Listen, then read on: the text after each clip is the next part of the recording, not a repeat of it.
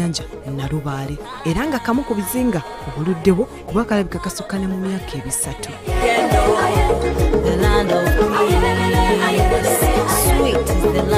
Ng'onoogende Dolly kikwetaagisa wakati w'essaawa 3 ku 4 olw'enno ng'olinnyira wali ku Bonda Landing Site e Namayuge District. So nate abantu abamu babuuka kuva ku kisaawe Entebbe oba e Kisumu oba Rusinga wali mu Kinya nga bakozesa obunyonyi abandi bwe bakazako obukajjansi olw'ensonga nti waliwo ekisaawe ekitono ennyonyi zino kwe zisobola okugwa.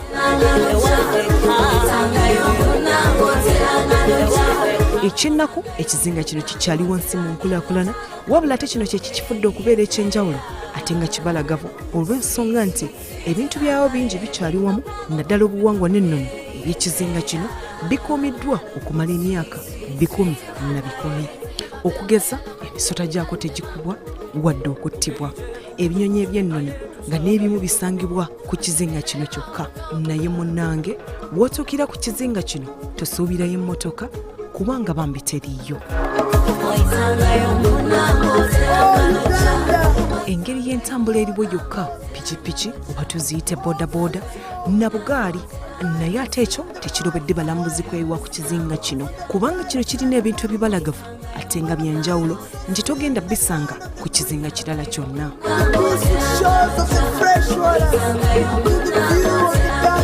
Enjazi ez'enjawulo n'ebisiiga ebiriko nga kizibu okubisangulako kubanga bimaze emyaka 3 n'okusoba. Ekyewuunyisa abangi era bisombodde enkuyanja y'abalambuzi okuva mu mawanga ag'enjawulo okujja okwerabirako. Dolly ayina ebyewuunyisa ebitalabika ebinyuma okulambula okutunulako emizannyo egy'enjawulo ssako n'embeera enzikakkamu nga togibusizza maaso.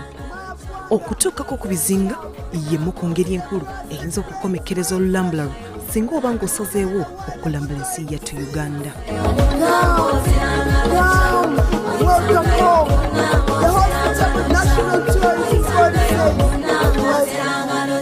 Mu mwaka gwa 1901 obulwadde bwa mongoota oba tubuyite sleeping sickness bwasasanira mu bitundu bya Busoga era ebikumi n'ebikumi by'abantu byafa mu kiseera ekyo. Kigambibwa nti Kabaka Daudi Chwa owookubiri abantu abaalwalanga yabatwalanga ku kizinga kino. Ebisigalira by'abo abafiiranga ku bizinga by'e Buvuma byatwalibwanga Dolly wabula era endwadde ya mongoota yaddamu n'ebalukawo mu mwaka gwa 1954 ekyaleetera abangi okwabulira ekizinga kino Dolly.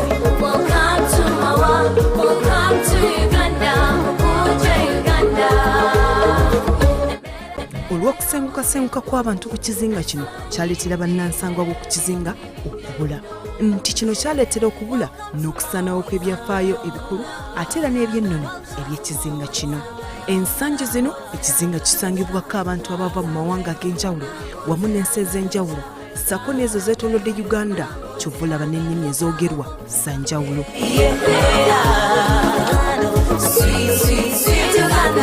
Olw'abasago obutaba na nnono ya buvubi mu biseera ebyo kyaleetera abantu obuteesenza ku kizinga kino. Abedda batugamba nti abantu b'e Buvuma abasangibwa ku kizinga ky'e Buvuma mu Buganda be bantu abasooka okubeera ku kizinga Dolly mu mwaka gwa 1904. Abangereza abafuzi b'amatwale bakaka abantu abasinga okubajja mu bitundu ebyali biriraanye ennyanja okudda mu bitundu ebitaalimu bantu.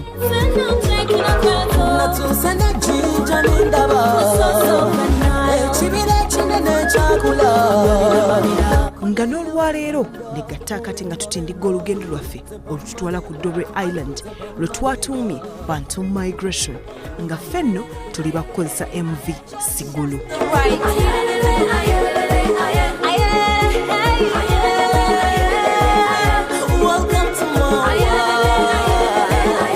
Dolly ayina ebirungi n'obwobuwangwa ssako n'emizannyo egy'enjawulo gy'otalina kusubwa ng'omwami Gabriel wannyonnyola. I welcome you all the way that you guys have come from. It is not easy to reach the island and the number of people fear crossing the water. But I applaud you guys for having made it. And now we have here heritage. We have the paintings on this island. They're of different kind. We have the caves or the rock shelter. We have the copules. The archaeologists call them rock hollows. We have the rock gongs. We have the board games on the rocks, the so-called omweso, and many others, and even the nature itself, how the stones are arranged on each other. We also have some scattered islands within this island.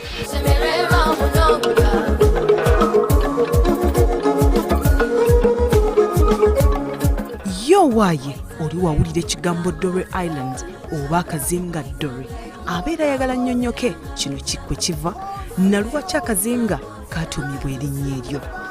The name, the doorway, to say it is a recent name, the word D that came in, but formerly, according to the first inhabitant, it was Lolwe.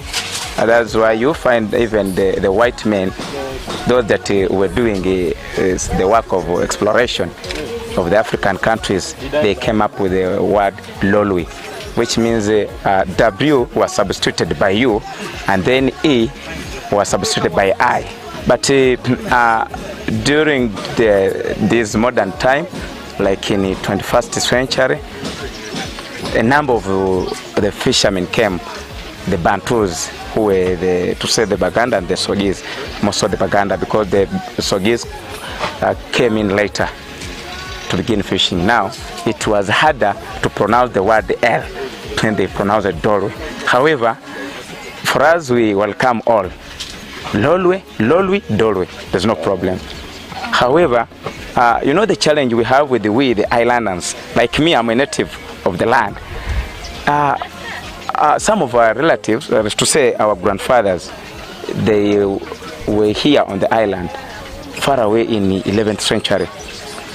But when it came up after the death of Bishop Hannington, it is said, according to my grandmother who told me, that this sleeping sickness caused by tsetse was caused after the killing of Bishop Hannington.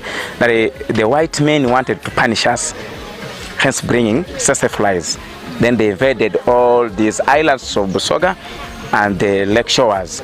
Now people were forced to leave their land by the white government, which was the colonial master by then. A number of relatives ran to the nearest for refuge. And now people would not run towards the tsetse flies, but they were running away from the tsetse flies because the tsetse flies were blowing from that side, coming on the eastern side. Now they had to run. But when the Kenyan government during that time, in the colonial time, they heard that the sleeping sickness is disturbing people in Uganda, they had to bring down the medication and whatever. Now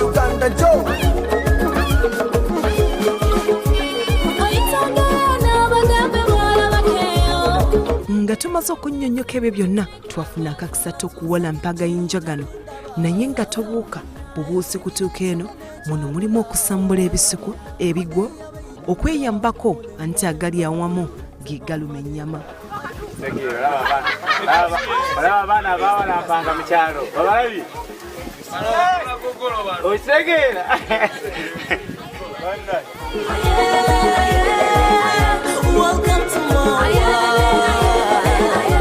Nga newankubadde okuwola mpa tekyali kyangu, twawalirizibwanga okweyongerayo, anti nga bulijjo weeyongera akaweweevu saako n'okufuna ekifaananyi ekirungi.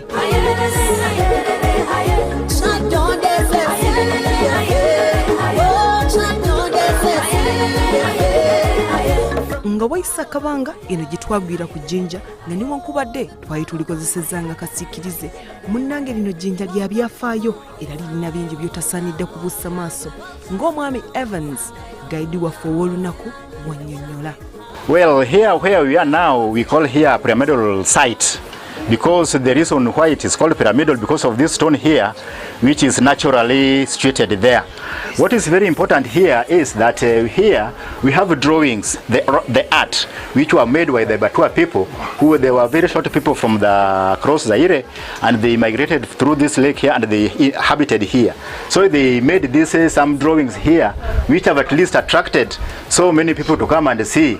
They are very sacred because the reason as to why they were making all these drawings here, long times ago when there was a calamity in a land, they could come here and then they could do their sacrifices here, and already the calamity will just go.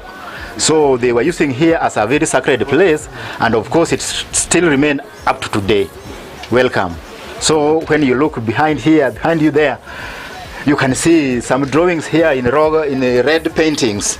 So these red paintings, they were just making some blood animals and some plant extract to make this paint, which they were using to make all of these drawings you can see around here.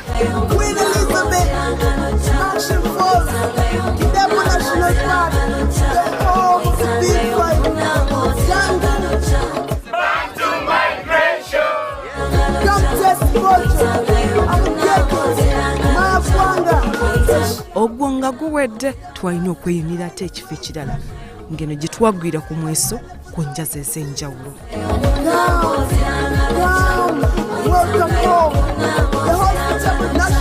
Ng'obulungi sako n'obuweweevu bw'ekifo kino obutadde ku bbali Dolo ayinza okuba alina enjazi ez'enjawulo naye ettaka ly'okukizinga kino gimu nga ne bw'otunuulira omuddo ogumeruse olabira ddala obugimu bw'ekifo. Olwo tweyongeddeyo tugende ate e Bukanga wattu.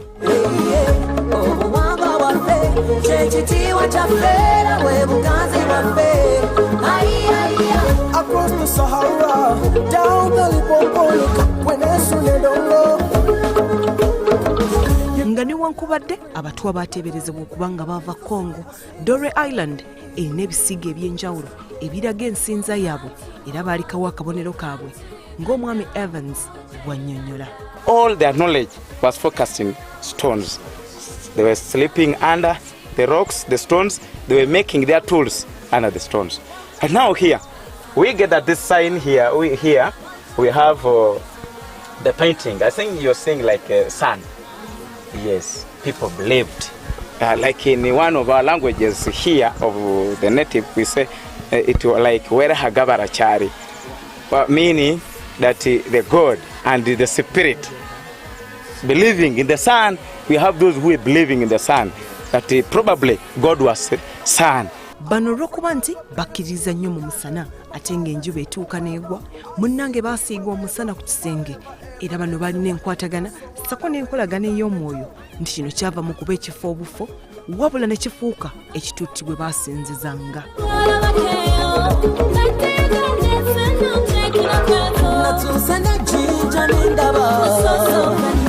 Abantu abawangalira mu kifo kino bayitibwa ba Stone Age, nga bano wetwogerera batono sinakindi baggwaawo, nga nekyasinga okubatabula bwe bulwadde bwa mmongoota obwatwala abangi ate era ne buleeta bangi okusenguka okudda mu bitundu ebirala, naye olw'enkolagana y'omwoyo eyaliwo newankubadde baali boogera ennimi ez'enjawulo munnange owuwotabula.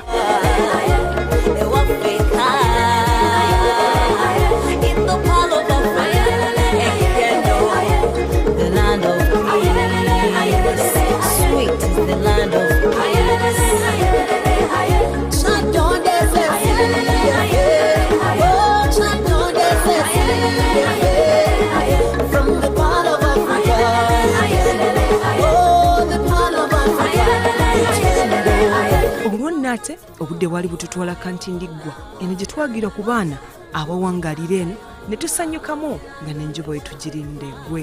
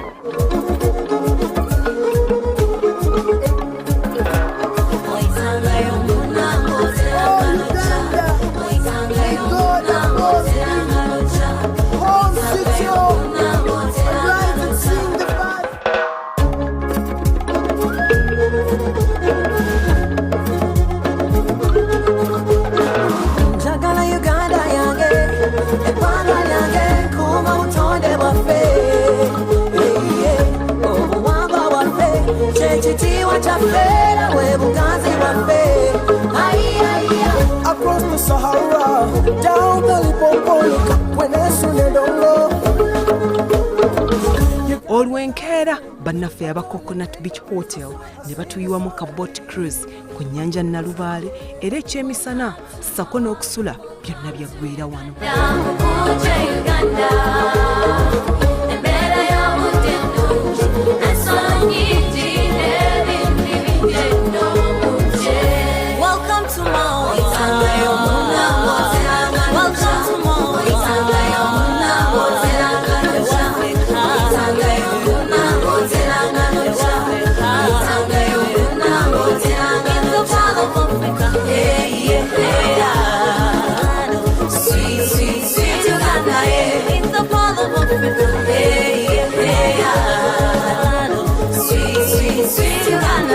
Olw'ebyo byonna nga biwedde twalina okutendeka olugendo ate okukomawo e Kampala. Okwebaza kwaffe okungi kugenda eri mwana mulenzi amanya ow'Ejjinja akulira Bantu Migration Initiative, MV Sigolo wamu ne Coconut Beach Hotel.